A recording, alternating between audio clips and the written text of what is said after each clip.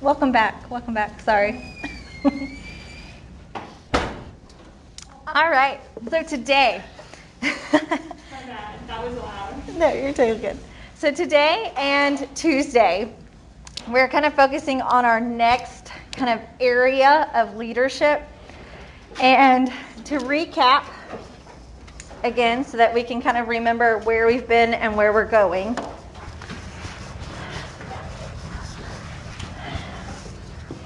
Again, we started out with trait theories. Let me turn this thing on. Oh, yeah, we got it. We started out with trait, which was all about who the leader is, right? And then we went into behavior, which is all about what the leader does.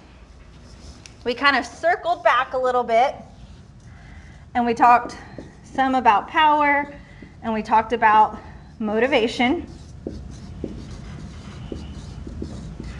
And then what were the last set of theories that we talked about? What did we call them? Situational, right? So we had the whole set of situational theories that we covered. Bobby, you brought up this idea of kind of it seeming like with situational theories, things started to kind of cross over more. It's going to happen a little bit, even more now. So we're getting into this area of leadership theory or leadership studies that is looking at process. And so we're going to call these process theories. If we think back again to our definition of leadership for this class, we have leader. Somebody tell me. I know the definition. I want to know if y'all remember. What's our definition of leadership for this class? Where an individual influences a group of people towards a common goal. Yes. So we've talked about here a little bit kind of between these two. We've talked about individuals. We've talked about influence, right? And then we've talked about a group of individuals. Because remember, we talked, situational starts bringing in these contingencies, right? Followers, context, all that kind of stuff. We even talked some about team theory. What's the difference between groups and teams? But we've kind of started talking about process, but not a whole lot. And really, this last group of theories that we're covering really is all about the process of leadership. And it's trying to understand more about the relationship between leaders and followers.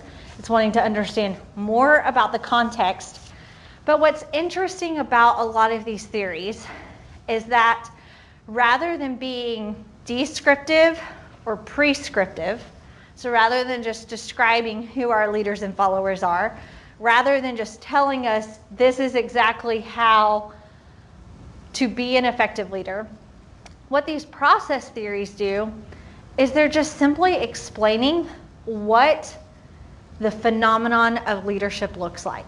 And so we're not going to have a lot of, here are 5 styles and this is the best style for leadership.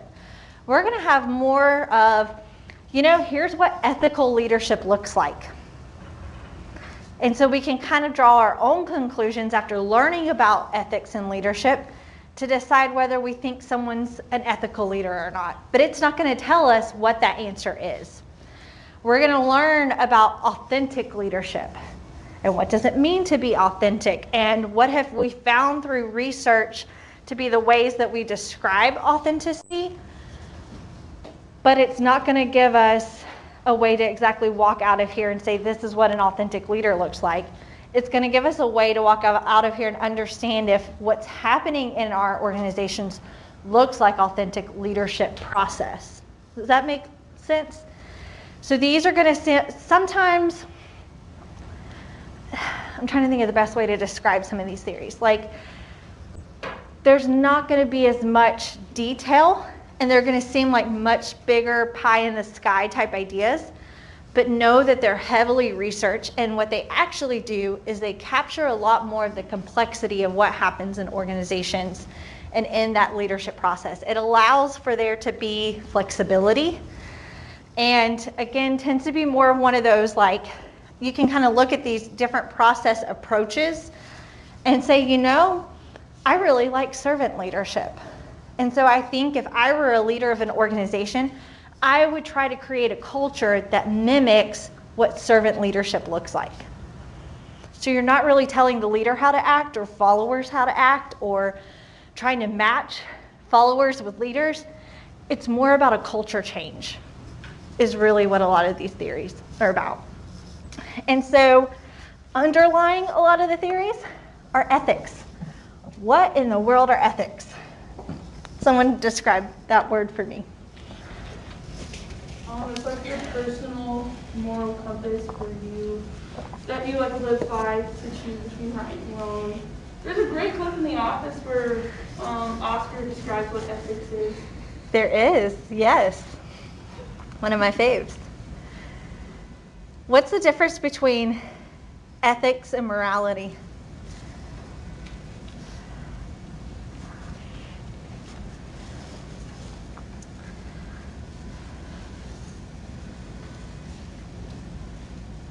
Is there a difference?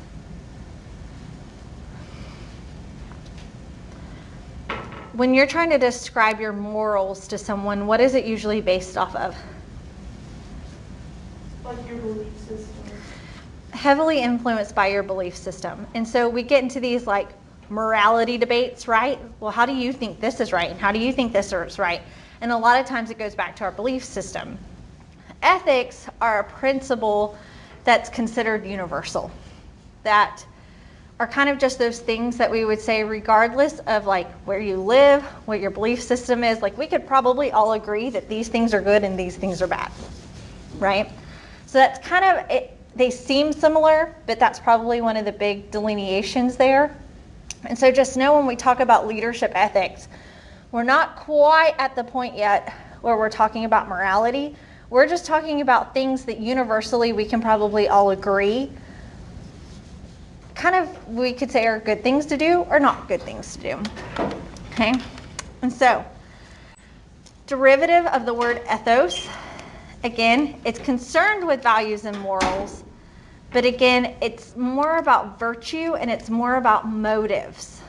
Okay? So we're not going to get into like, well, what is your faith background and why do you think this is okay and not? Again, we're looking at virtue and motives as more of the piece. And so when we talk about motives, we're talking about motivation, why people do the things that they do. Okay? It's a part of it. Okay? Ethical theory. So overall, ethical theory applies to any part of life. It's not just a thing that we use here in leadership, right? What are some other areas where you hear people talk about ethics? What other contexts? Business ethics. Business ethics. Where else? Politics. Politics, political ethics.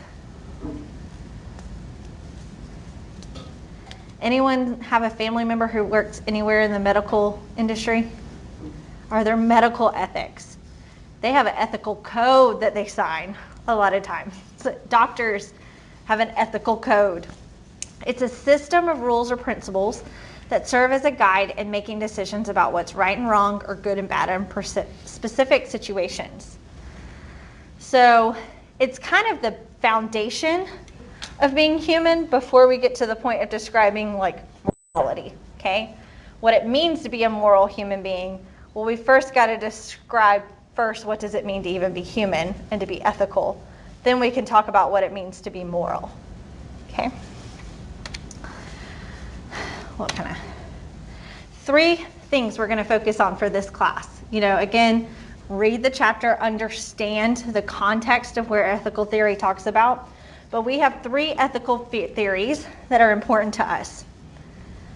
Ethical egoism, utilitarianism, altruism. And what we do is we look at, we're essentially comparing how much are we concerned about ourselves when making decisions versus how much are we concerned about other people when making our decisions. And so essentially we get these 3 theories with one on one side, one on the other, and then a theory that lies in the middle. So when we think about ethical egoism, we are thinking about the fact that people make decisions, kind of their virtue, how they're basing what they value off of, they're always going to make decisions that are best for themselves. Okay? So if you are trying to figure out where to go to dinner tonight with a group of friends,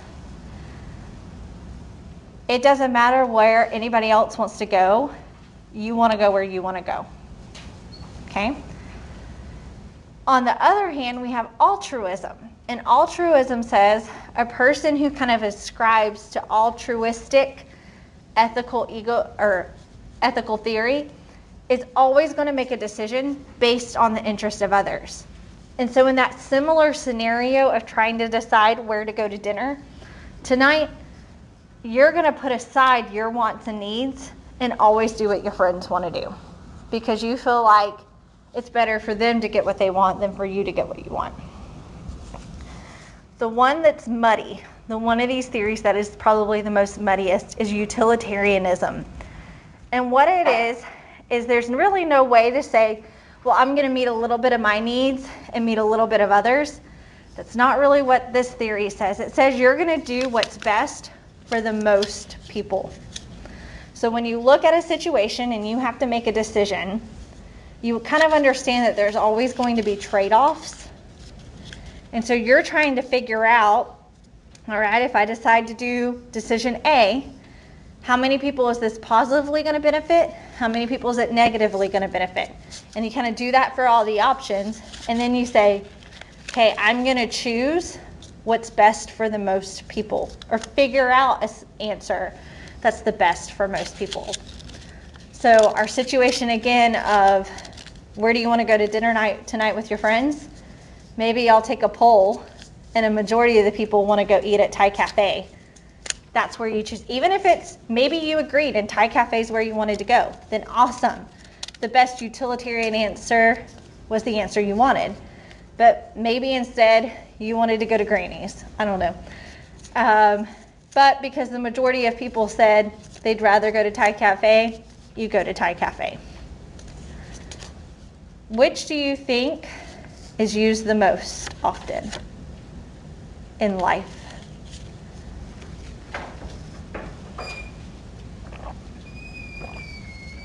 What ethical theory? And a lot of people, again, don't even realize that they ascribe to an ethical theory. We have to kind of understand that ethics are kind of like power. They exist, but we don't necessarily see them. And so people kind of have this ethical code that guides their life, but they don't realize that, some people have put words to it and called it something. What do you think most ethical codes are for most people? How do they make decisions?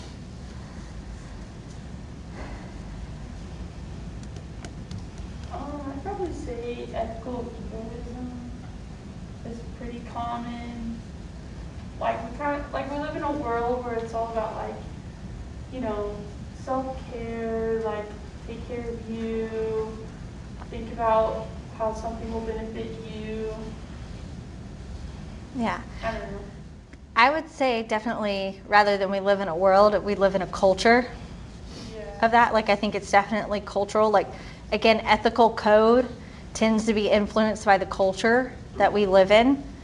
Again, we live in an individualistic society, and so even though we may want to think that we're pretty altruistic or utilitarianism, a lot of research shows that as a whole, American culture, we tend to make decisions more based on our own self-interest.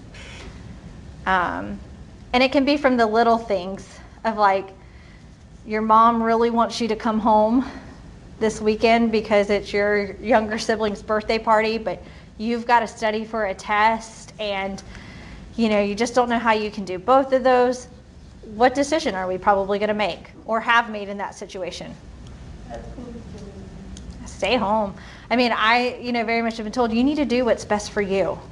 And so I'll just be like, yo, Mom, I'm not coming home. I need to. Bailey, you're shaking your head. What would you do in that situation? That's what I'm doing. That's exactly what's happening this weekend. Is it really? lot of issue too, so I went home. I had a bunch of tests on Monday and Tuesday, but I was like, nah, home's more important. My mom kind of does that, and my dad's like, why aren't you here? Gee, love Home you is too. 12 hours away.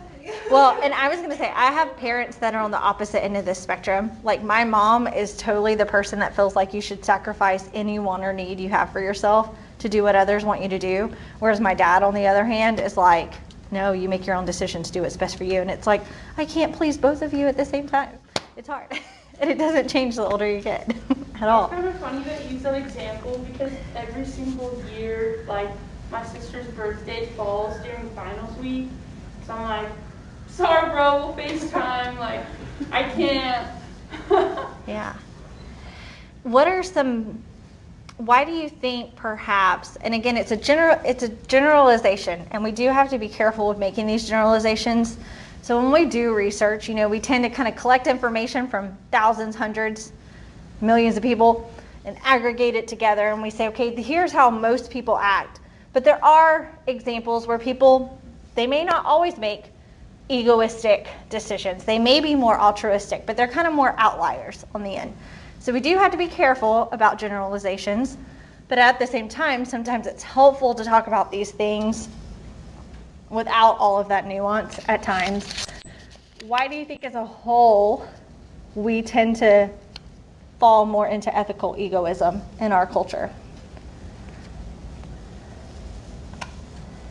I think it also deals with how we're raised. Like a lot of times, like our parents are like, you do what's best for you, no matter what it takes to get there. So like, we can have that mentality going through life. What are some benefits to that? So like, again, these are just different ethical codes.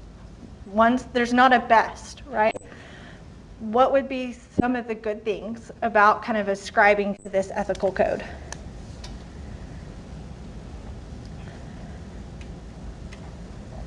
I mean, if you're always putting yourself at the best interest, then you'll probably do be pretty great. Like if you're always thinking about how you can take care of yourself and like how you can better yourself and move forward, then you might create more opportunities for you and be comfortable. Mm-hmm.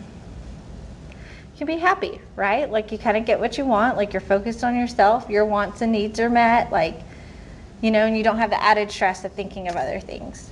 What are perhaps some of the negatives of this particular ethical code?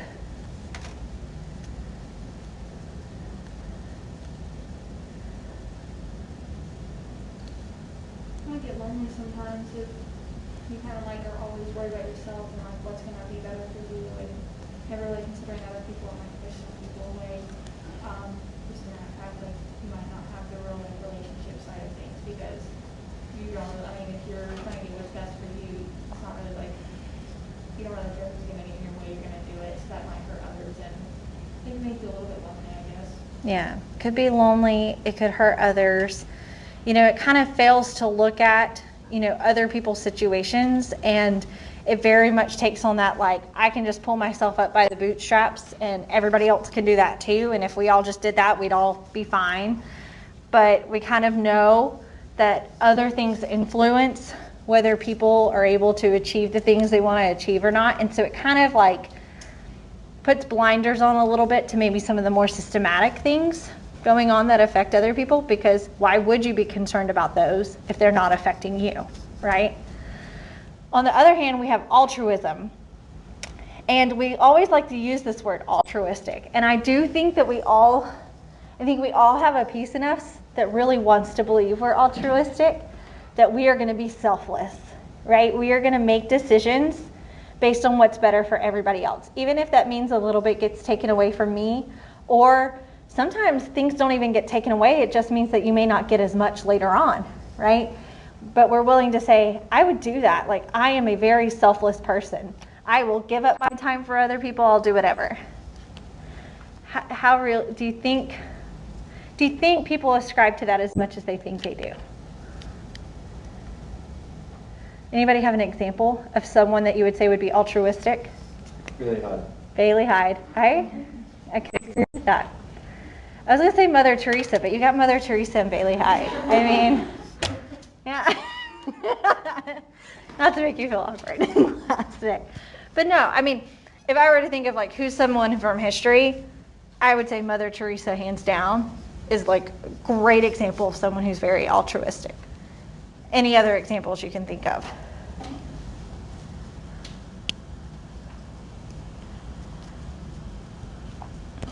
Someone who is selfless. I think a lot of like, I don't know, I guess like my mom, I see my mom as that, and I think like a lot of like other people could see their moms as that. I think moms are very altruistic. You can start do. out like ethical, you know, like the egoism, like think about yourself, like self-care and everything like that. But when it just like all shift, like you said, like your mom and everything, like what happens like when females like start like, you know, like they start a family and everything, I feel like that can kind of shift. Oh, Like, you have no idea. kids, you know, like feeling like you need to do everything in the world for these kids right here and not really thinking as much for yourself. Yeah. So I don't think it's that's just, what I'm thinking about, I don't know. yeah, I don't think it's just limited to moms. I think it's limited to parents in general. Nothing made me realize how selfish I was until I had children. My husband would say the same thing. And you do, you have to put your, I mean, I guess you don't have to, but we choose to put our child before ourselves, right? And also I always tell people becoming a parent taught me what grace really means. That could be a whole nother conversation outside of class one day, but for sure there's a shift that happens. And again, do you think people shift their ethical code throughout life? I Yes. think you could even shift it from like circumstance to circumstance. Like, we were talking about like happiness earlier, like talking about ethical egoism. I think you could, I think people find joy in like putting others first and serving others. I don't know, at least that's like true for me in my life. But like there's some instances where like I am altruistic and I like tend to not take care of myself and like always putting others first. But then there's also moments where like I am more selfish and I am thinking about myself and not really thinking about the people around me. Yes. Which isn't necessarily a bad thing. I think we're talking about it in a negative light, but I don't think it is on either side. Mm-hmm. Again, they're just different, right? And so we have all, again, these opposite spectrums of ethical egoism. You are going to make the decision that's best for you. Altruism, you're going to make the best decision that's better for other people. Utilitarianism, again, this is the more complex one. You're going to make the best decision that's going to benefit the most people. What are some benefits to ascribing to that ethical code? I think for like a CEO when he's looking at budget cuts. So did y'all read in the newspaper about like OSU athletics and what's happening? Oh, no. Oh, this is rough. So they obviously, because of COVID, have had significant budget issues, right? How many people did they end up having to lay off? Isn't it like 10? It's more than that. I think it's like 30 something. There were a lot of people they laid off. There were about 15 people that had a 25% cut in their pay. And there's probably going to be more that happens because of just lack of revenue, right? How in the world, as a CEO or as the athletic director of OSU, do you decide what is the ethical thing to do? Could the athletic director make the decision that's best for themselves? What would happen then? What would be the reaction to that? Everybody would hate him. He won't hire. Yeah, be like, you're just looking out for yourself, buddy, right? Could they make a decision that's best for everybody else? What would be the reaction to that, though? His failure would be pissed. Yes, right? Like, it's almost like creating martyr syndrome a little bit. Do y'all know what that is? Martyr syndrome is this idea that you sacrifice yourself to be recognized for the sacrifice you've made, kind of thing. So you're not really doing it altruistically. You're doing it more to like be an example or sample, like you are just such a giving person, but you want people to keep talking about how giving you are, kind of thing, it would be an example of like having a little bit of martyr syndrome. Utilitarianism, though, provides this ethical code for a CEO, for an athletic director to be able to say, all right, this is complex. Let me look at all the options and let's figure out what's going to help the most people. How do we react to those types of decisions? Well, if it's in our favor, we're like, woohoo! But if it's not, we're like, boo. Yes. So it's interesting because on an individual level, as a culture, we tend to make, again, more egoistic decisions. But as a system, our culture tends to function more in this utilitarianism. So you think about, and again, I hate to bring in politics, but that's the best way to describe decisions that affect everybody.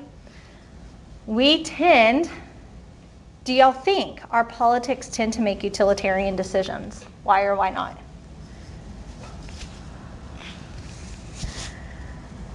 I think maybe that's like the goal, utilitarianism. Doesn't always happen. Mm-hmm. They advertise it. Maybe that's how we can say it. They Okay. advertise it. Now, if they put it into use, that's a completely different story. But They're gonna use that to get everyone on their side, in a sense, to get a vote. Yeah. So, Class president kind of thing, sorry. but- no, keep going, yeah.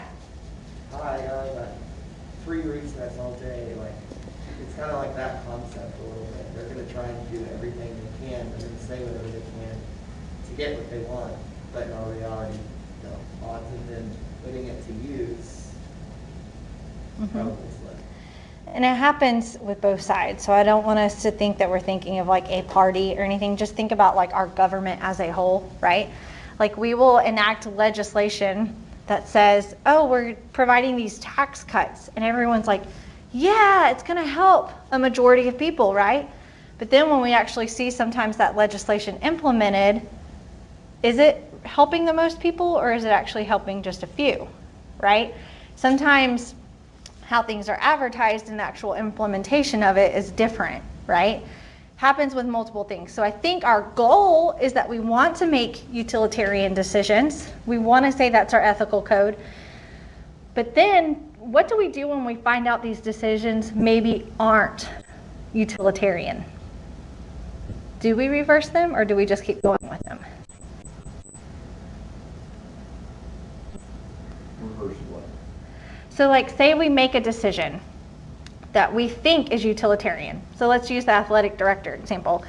He thought, or she, whichever you have at an institution, they thought that, okay, the best thing to do for the most amount of people is that even though I know we're gonna have to lay off 30 people, it's actually gonna help us in the long run be able to keep more people on board. So they make this decision and they think it's the best decision for everybody. But 2 years down the road, they start to find out that maybe that 25% pay cut is actually hurting a lot of families. And these families, maybe someone's had to go out and get a second job. Because do you think all positions in athletics pay a lot of money? No, there's a big difference between pay scale, right? Like you do have the folks that make 6 figures, and then you have the folks that are making like $30,000, right? So you give them a 25% pay cut across the board, and maybe now mom or dad has to go out and get a second job. And so maybe that decision wasn't perhaps the best that was for the most people. Does that make sense? So what do we do when we find out that maybe what we thought was a utilitarian decision didn't actually end up being that? How do we handle it?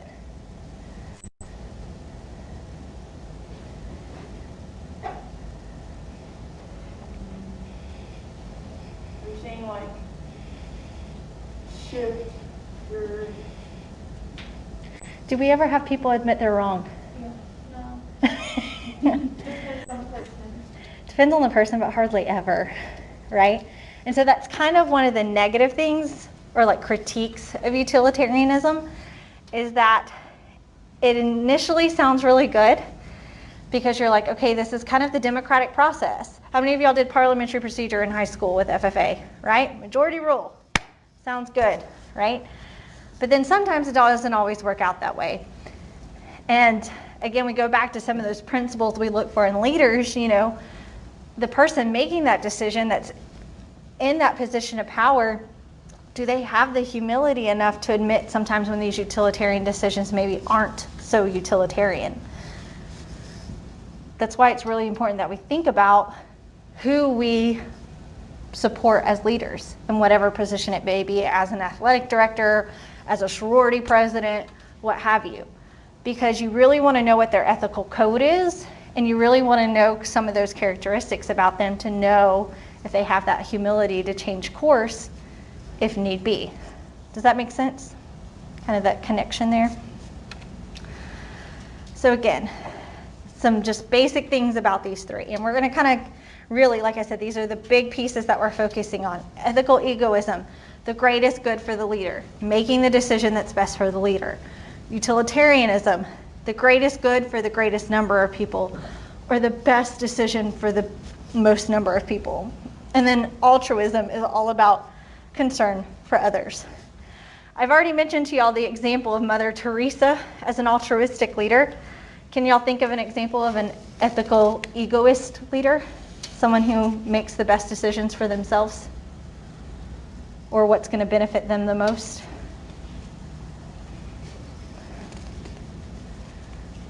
Anybody have a friend that was like this growing up? You don't have to give names. I feel like a Karen. Like, A Karen. I'm not saying like a Karen like a I know what you're talking like about. a Karen, like her, like it's all about her. You're making me uncomfortable. Yes. Yeah. So a Karen, that's like my new favorite example of an ethical egoist. Thank you. I have like 2 friends named Karen, and I feel so bad. They're actually like the most altruistic people I know, and I feel bad about the Karen thing. And I'm like, I bet they want to change their name now. Any other examples of an egoistic leader?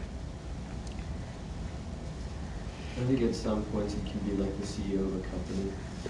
Like in the Whole Foods case study, like basically just the complete opposite. The one who continues to give him the pay raise, doesn't care what the subordinates think, like he's the CEO, he made it this, he made it that. Yes. He is the company portion. Yes. You could describe Dwight from The Office as one. Sorry, that's how my. I love this. works. No, I will take office references all day. Yeah, I could think of Dwight as like an ethical, egoistic kind of guy, Or maybe even Stanley. No, He doesn't like care about Ryan. anybody. He just wants to get his work done. Yeah. I literally had a poster of Dwight in my dorm room at Murray. I literally put it on my door so whenever my roommates walked around the corner, it was Dwight staring at them. Oh, bless. That would be intimidating. We have here, I have up here an example would be a person who takes a political stand on an issue for no other reason than to get reelected. So like, again, not saying like what side of the issue they're on, but that like if you were to have known them 10 years before they became a politician, they probably thought something else, but they completely get rid of like their own actual sense of belief or moral code just for the fact of getting a position or what they want. And so it kind of, again, goes against that moral code. And so they've now adopted this egoistic ethics code, if that makes sense. So that's kind of a good example of where ethics and morals can go against each other. They may morally feel one way, but now ethically they're going to ascribe to something else because it's for their betterment to have that particular ethical code. Any other examples of an ethical egoistic leader?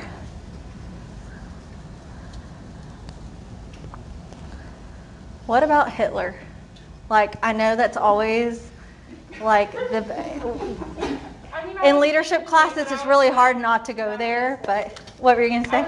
I was saying I was thinking it, but I wasn't just going to yell it out. Hitler, yeah. Yeah. I mean, but beyond just looking at the atrocities that were caused by his regime, if you look at him as a leader, was he an effective leader? Yes. But he used propaganda. He changed how he viewed on certain things in order to get reelected. He manipulated. He did all these different things because it was what was going to be better for him to get what he wanted. Didn't really care about the betterment of others. So like think about that. Like one of the reasons he got elected is because he kept telling impoverished Germany after World War I, we're going to make the economy better for you. Did he do that? No decision he made during his entire time actually made the economy of Germany better. He made decisions that bettered what he wanted moving forward. So very much an example of an ethico-egoistic leader. Utilitarianism, though. So a person who's making decisions that are the best for the most amount of people. Can anyone think of an example of that type of leader?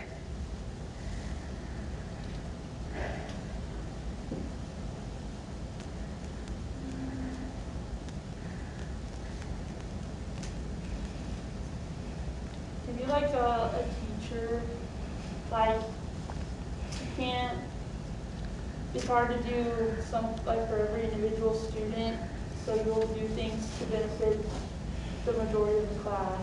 Yes. You know, we learn about how important it is for individualized learning and understanding different learning styles, all of that. But in reality, it's really hard to meet every single person's need every single class. So you do kind of make these teaching decisions that, well, what's going to be best for most? Teachers are a great example of that. Any other examples you can think of?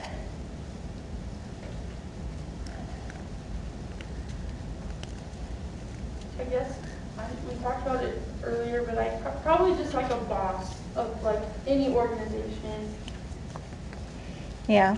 or managers. Mm-hmm. Hopefully, they're making decisions this way, right? You know, we could think of school board members, right? They're having to make decisions for an entire school district. And again, not everybody's going to be happy with every decision, but they're trying to do what's best for the most schools, for the most amount of people. Okay? So what's interesting about ethical leadership, and the reason why I pulled out the Hitler example, is because it does force us to talk about what unethical leadership looks like. And so in leadership theory, we call this the dark side of leadership. This idea that and again, because we aren't talking about morals yet, we aren't talking about belief systems yet, we're just talking about what's right and wrong, good or bad. We can have really good leaders that we could probably all agree on have destructive behaviors, okay? It's probably something to write down. We can have good leaders, so people who are good at leading, they influence people, they motivate people, they're charismatic, you name it. But the behaviors that they have are destructive. Okay? And again, it's the extreme example, but that's Adolf Hitler, right? You know, we can look at things as lack of integrity, insatiable ambition. So again, this idea that they're going to do what's best for them regardless of who it hurts along the way. Arrogance, okay? And then this idea of toxicity. When we say someone's a toxic person, how would you describe that? Myself. Why? I'm like, Bree, what? No, I'm kidding. No. Anyone ever been around someone that you would consider toxic? What does it make people feel like? What's the feel of the room? Everyone just feels like they're walking on eggshells or something just to like not upset that person. Mm-hmm. It's like whatever negative emotions they have just drain you, or either you can't help but soak it in and then you tend to take on those negative emotions, right? Like this is the idea of a toxic leader. 8 factors, they tend to have some type of incompetence, and that incompetence in their leadership abilities or managing abilities they try to overcome it by using toxic behaviors. Does that make sense? So like they don't want you to notice that they're not good at their job, so they're just going to be this particular way instead. It's like a distraction tool a little bit. Dark traits, they kind of sow a lot of discord in different ways within organizations. Again, maybe there's not clear communication channels. You feel like you're walking on eggshells with them. Erratic behavior. So you never know, are they going to be happy or sad that day? You never know if they're going to lash out or not. What does it mean for a person to be narcissistic? Pretty selfish. Pretty selfish. They think they're on stuff. Yes. Like they think they can do no wrong. Again, that's usually them trying to compensate for what they feel like is an incompetence somewhere else. What else kind of describes narcissistic behavior? Say that louder. Rude. They're rude. I think it goes deeper than just being selfish. I think it's almost like narcissism is like when they try to come off as that altruistic type, but in reality, like their interior motives is selfish and how do Yes. they get into the spotlight. Manipulation. People who are like, look, I'm volunteering. That's what I think of. Like, Yes. It is manipulation at its finest. Okay? And it's one of those that you don't even know you've been manipulated till afterwards. Gaslighting is a good new term to describe it. So like, you know something happened and then they try to tell you it didn't really happen and then they make you feel like the crazy person. But you're like, no, I know I just experienced that. And they're like, no, you didn't. That is a good indication of narcissism. Okay, and again, that self-promoting kind of selfishness. And does that sound, again, do we have people who are in leadership positions who kind of look like this dark side of leadership, that their behaviors kind of fit the mold of this? Yes. And so that's where we kind of look at these egos. And we wonder, researchers have looked at it and said, how in the world does this happen? Like if we do as a whole society, as the fact that we are all human beings can say, we do have some sense of like what is wrong, what is right, then how do these leaders who appear to be good leaders, but with destructive behaviors, even get into power or get into these positions of leadership? And we call it the toxic triangle. Okay, so you want to write that down, the toxic triangle. And what the toxic triangle describes is, first, we've already kind of talked about what does a destructive leader look like. And again, it's a good leader with bad behaviors or destructive behaviors. You have someone like that who's yearning for leadership. Okay, they know the right things to say to get you to kind of follow them. But that doesn't mean they're actually going to follow through with it once they have the power of a particular position.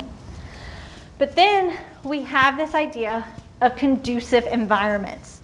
So a destructive leader doesn't come into power just because they blinded 1 million people, right? Or were able to kind of lead people astray. It's because, again, that context, the conducive environment exists in order for this person to come in power. Things like stability in a group of people. And it can be stability in an organization. It could be instability in a country. When people don't feel safe and secure. Again, we're going back to motivation here, right? Maslow's hierarchy of needs. If people don't feel safe and secure, if that need isn't met, they're going to try to find somebody who tells them they'll meet that need for them. Okay? So people are experiencing instability. They perceive there to be a threat. Why do you think we use the word perceived threat instead of just saying there is a threat? Are perceptions always accurate? No. So a destructive leader will feed into those perceived threats. Okay? The people of Germany feared that they were going to forever be in an economic recession. Hitler played on that. Okay? They feared, some people feared that the German race was going to no longer exist. Right? Nationalism. Hitler played into that perceived threat. Conducive environments, cultural values. So again, what are those predominant cultural values at the moment? And oftentimes, the perceived threat that's happening in this environment are threats to whatever the cultural norms are. Okay? lacks of check and balances, and ineffective institutions. And so this is kind of looking at the role of governments or of the structure of an organization. So if an organization doesn't keep itself accountable, that is ripe for a destructive leader to come in, because then, even if they've manipulated everyone along the way, if they're not following through with what they say, there's no one there to really hold them accountable, right? So these destructive leaders are looking oftentimes for environments where there isn't accountability. And so once we have a destructive leader who's noticed that, hey, the environment is ripe for me to come in, we also have this idea of susceptible followers, okay? I know it doesn't sound like a good word to use, but we have conformers and colluders. We have the people who feel like they have unmet needs, low core self-evaluations, and low maturity. What type of person do you think we're describing here? Conformers. How would you, what words would you use to describe a conformer?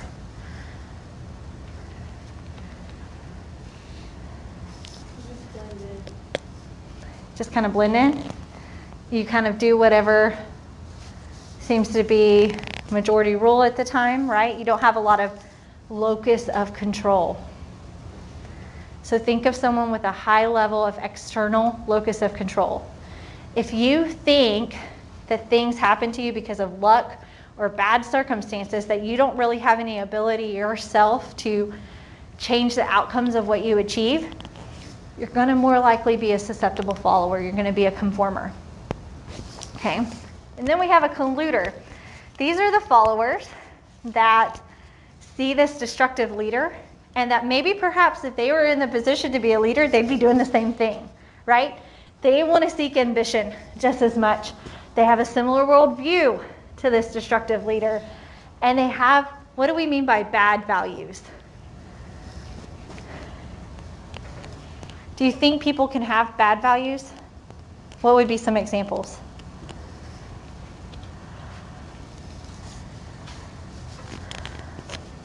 Sacrificing the needs of others for your own. Just absolutely no concern for other people, right? It's hard for us to use that term bad values, because especially when I teach values, I like to say everyone has values, they're just different. But there are some universal things that we would say if people just flat out do not value other people's lives, could we say that's a bad value? Like, we may value people's lives at differing levels, right? Or based on different circumstances, but to just have someone that flat out says, I could care less what happens to other people, we'd probably say that would be bad. What would be another bad value that would make a follower a colluder?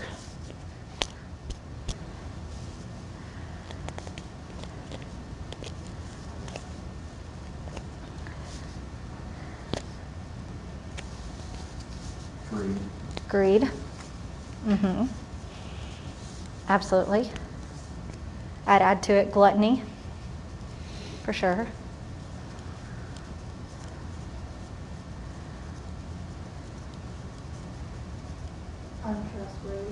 Untrustworthy. Yeah. I kind of think of people who have absolutely no concern for consequences. Consequences we tend to think are always bad consequences, but really consequences are just what happens when we make a decision. There's good consequences, there's bad consequences. But there are some people who have absolutely no concern for consequences at all. They just do whatever, and they could care less what the outcome is, right? Any of y'all watch Mindhunters or Criminal Minds or any TV shows like that? Follows these kind of psychopaths, right? What is like one of the key things about a psychopath for them to be labeled a psychopath? Narcissism and absolutely no concern for consequences, right? Like they have no ethical or moral code when it comes to consequences. We'd throw psychopaths into colluders, right? So what the toxic triangle shows us, and what we know from research, is that anytime we have a destructive leader, we're seeing this. We are seeing this idea of susceptible followers, And we're seeing this idea of conducive environments happen. And so make sure that you kind of know about this. And ultimately, what we know is that ethics are central to leadership because it involves that process of influence. Because we're trying to reach mutual goals, we want to have an ethical leader in place. Depending on the situation, it may be okay to have an egoistic leader. It may be okay to have a utilitarian leader. It may be okay to have an altruistic leader. Again, neither one of those theories are bad, wrong, or indifferent. Those are just different ways that we ascribe to an ethical code. But what we need to know is that it is really important to think about who that leader is, because they're going to influence an organization's values. They're going to influence an organization's environment. And if we don't put the right people in place, if we don't put our trust in the right leader that has that ethical code or some form of an ethical code, we could result with a destructive leader. And so ethics are really, really important to what we discuss in leadership from here on out. I would say, again, the chapter kind of has these ideas of like principles of ethical leadership, things we look for as outcomes. We want leaders who are honest. They manifest honesty. We want leaders who build community. And we'll have a few more that we'll talk about on Tuesday.